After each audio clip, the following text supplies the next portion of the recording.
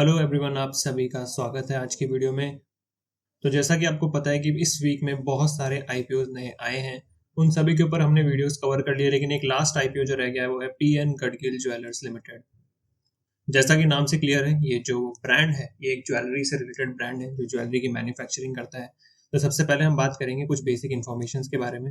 जैसा कि आईपीओ है वो 1100 करोड़ रुपए का है, जिसमें से 250 करोड़ रुपए का ऑफर फॉर सेल है और 850 करोड़ रुपए का फ्रेश इश्यू यहाँ पर है। उसके बाद जो आईपीओ है वो 10 सितंबर को ओपन होगा, 12 सितंबर को आईपीओ क्लोज हो जाएगा। यहाँ पर शेयर्स का अलॉटमेंट आपको 13 तारीख को देखने को मिलेगा और शेयर्स का जो रिफंड है, आप अगर आपको इनकेस एप्लीकेशन आपको अलॉटमेंट नहीं मिलता है तो वहां पर रिफंड 16 तारीख को आपको इशू हो जाएगा। और जो लिस्टिंग है वो 17 सितंबर को होगी। यह जीएमपी की हम बात करेंगे लास्ट में, लेकिन उससे पहले हम एक बार इसके कुछ और एनालिसिस के ऊपर चलते हैं।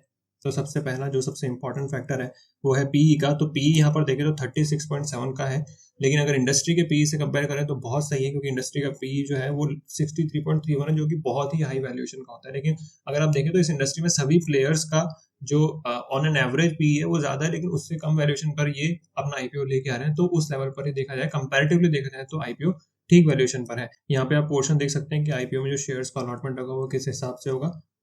उसके बाद बात करेंगे यहाँ पर जो कंपनी जो अमाउंट यहाँ पर रेज करने वाली है, 850 करोड़ रुपए का जो अमाउंट कंपनी रेज करेगी फ्रेश इश्यू के लिए। देखिए, ऑफर फॉर सेल जो है वो सीधा प्रमोटर्स के पास जाने वाला है, लेकिन जो 850 करोड़ का फ्रेश इश्यू है उसका यूज कंपनी ने बोला है कि पहला जो कंपनी इसका यूज करने वाली है कि यहाँ पर 12 नए स्टोर्स वो ओपन करना चाहती है महाराष्ट्र के अंदर, उसके लिए और अपने आउटस्टैंडिंग बोरोइंग्स का प्री पेमेंट या रीपेमेंट करने के लिए, और जनरल कॉर्पोरेट पर्पस के लिए कंपनी यहाँ पर अपने जो फंड्स हैं इनका यूज करने वाली है। उसके बाद जो रिटेलर्स हैं उनके लिए एक लॉट के ऊपर 31 क्वांटिटी होगी, जहाँ पे 480 रुपए का कट ऑफ प्राइस होगा, और जो अमाउंट इन्वेस्टमेंट जो यहाँ पर होगा वो 14,880 रुपए का होगा। अब बात करते हैं फाइनेंशियल स्टेटमेंट्स के ऊपर।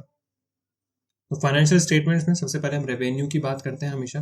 तो रेवेन्यू देखें तो इंक्रीजिंग ट्रेंड में है, जो कि एक बहुत ही अच्छा संकेत होता है किसी भी नई उभरती हुई कंपनी के लिए।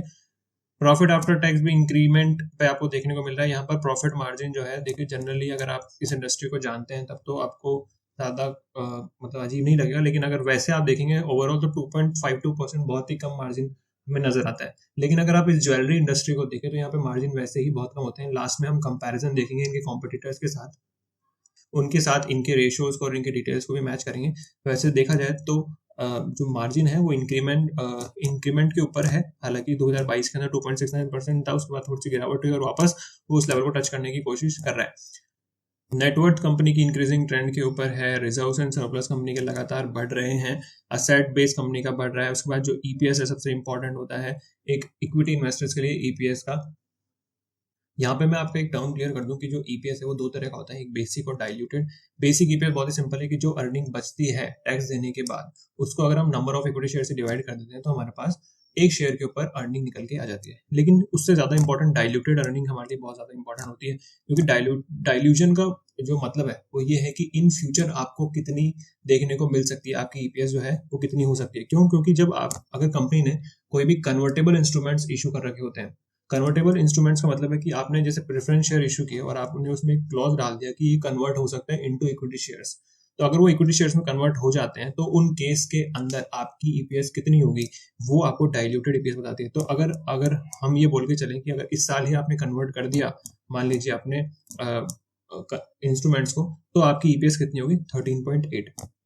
तो वो डाइल्यूटेड ईपीएस में बताता है, इसलिए हमारे लिए डाइल्यूटेड ईपीएस का जानना भी बहुत जरूरी है। इस साल कंपनी ने अपने इंस्ट्रूमेंट्स को कन्वर्ट किया इक्विटी शेयर्स के अंदर। हालांकि आगे से नेक्स्ट ईयर के अंदर आपको कभी भी, अभी तो फिलहाल तो डाइल्यूटेड ईपीएस देखने को नहीं मिलेगा, क्योंकि कंपनी के पास अभी सिर्फ इक्विटी शेयर होल्डर्स हैं। हालांकि पहले कंपनी के पास कन्वर्टेबल इंस्ट्रूमेंट्स थे जिन्हें उन्होंने इस लास्ट ईयर में कन्वर्ट कर दिया। इसकी वजह से अभी कंपनी के पास सिर्फ इक्विटी शेयर्स हैं, कोई कन्वर्टेबल इंस्ट्रूमेंट्स नहीं है। उसके बाद आगे चलते हैं तो ओवरऑल ईपीएस भी इंक्रीजिंग ट्रेंड में। उसके बाद रिटर्न ऑन इक्विटी जो हम देखें तो वो बढ़िया डिसेंट रिटर्न ऑन इक्विटी नजर आ रही है। 28.288% है लास्ट ईयर का, और वो भी इंक्रीजिंग ट्रेंड में। रिटर्न ऑन कैपिटल एम्प्लॉयड भी कंपनी का इंक्रीजिंग ट्रेंड के ऊपर है, तो ये भी बहुत अच्छा है। उसके बाद प्राइस टू बुक वैल्यू 10.6 का है, जो कि मेरे लिए बहुत ही इंपॉर्टेंट इंडिकेटर होता है। तो 10.6 देखा जाए तो बहुत हाई होता है। उसके बाद डेट इक्विटी रेशियो देखें तो 0.74, जो कि ठीक है। उसके बाद हम एक छोटा सा कंपेरिजन करते हैं इनके पीयर्स के साथ।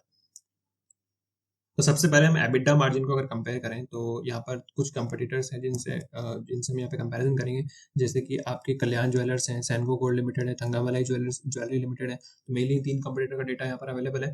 तो अगर हम देखें तो यहाँ पर एबिटा मार्जिन जो है इनका कंपैरेटिवली सभी से कम है, पीएन गडगिल ज्वेलर्स का कम है।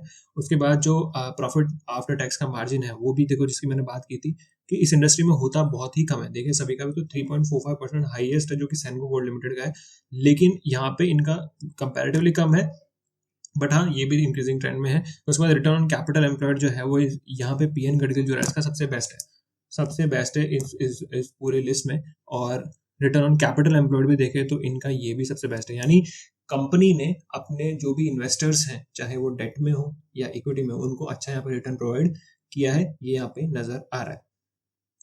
तो ये था एक छोटा सा कंपैरिजन वीडियो, एक छोटा सा analysis video PN Gadgil jewellers limited के ऊपर।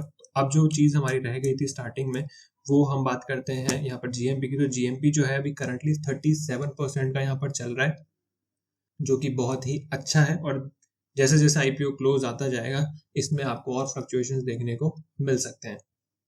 मैं कोशिश करूंगा कि एक वीडियो और बनाऊं ताकि जितने भी आईपीओ इस वीक में है उनका कंपैरिजन समरी में बना के दे सकूं, ताकि आपको डिसीजन लेने में आसानी हो।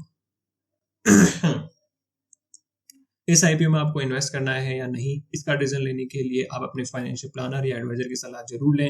कंपनी के जो प्रोस्पेक्टस हैं वह सभी का लिंक मैंने डिस्क्रिप्शन में दे दिया है। अगर आपको डीमैट अकाउंट ओपन करना है आईपीओ में अलॉटमेंट करने के लिए तो डीमैट अकाउंट ओपनिंग के लिंक भी डिस्क्रिप्शन में दिए गए हैं। तो ये था आज का वीडियो, मिलते हैं नेक्स्ट वीडियो में, तब तक के लिए